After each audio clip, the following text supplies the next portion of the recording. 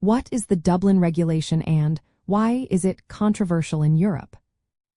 Imagine trying to solve a puzzle where each piece keeps shifting. That's similar to how Europe manages migration and asylum cases today. One key piece of this puzzle is the Dublin Regulation. The Dublin Regulation is a set of laws that decide which country in Europe is responsible for processing an asylum application. The current version, called Dublin Triple, covers all European Union member states plus Iceland, Norway, Switzerland, and Liechtenstein.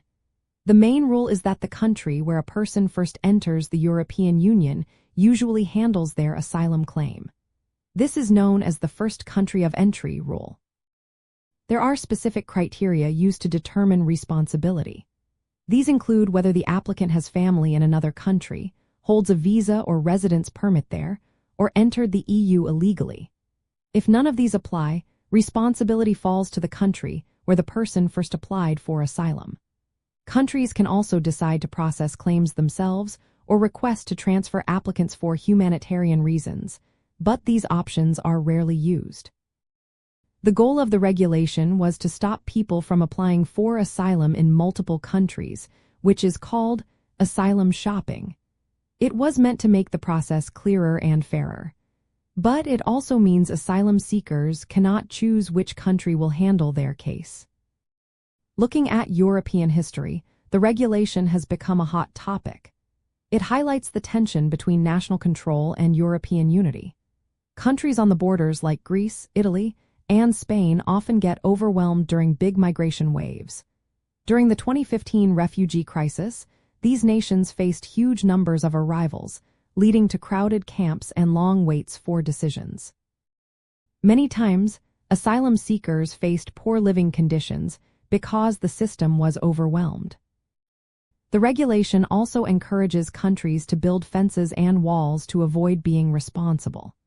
This has created an image of Europe as a fortress, focusing more on keeping people out than helping them. Critics say this approach shifts the burden unfairly onto countries with fewer resources, breaking the idea of shared responsibility. Another issue is families being separated. The rule prioritizes the first country of entry, which can mean families are split up if they arrive in different countries. There are also worries about the quality of asylum procedures and how well the reception conditions meet human rights standards. The European Union has tried to fix these problems. The new Pact on Migration and Asylum, introduced in 2020, aims to share responsibility more evenly among countries. But getting all member states to agree has been tough because each has different views on migration and how to handle it. Throughout European history, the Dublin Regulation shows the struggle to balance national sovereignty with the need for collective action. It reflects the challenge of creating a unified approach to migration in a continent with diverse economies, politics, and public opinions.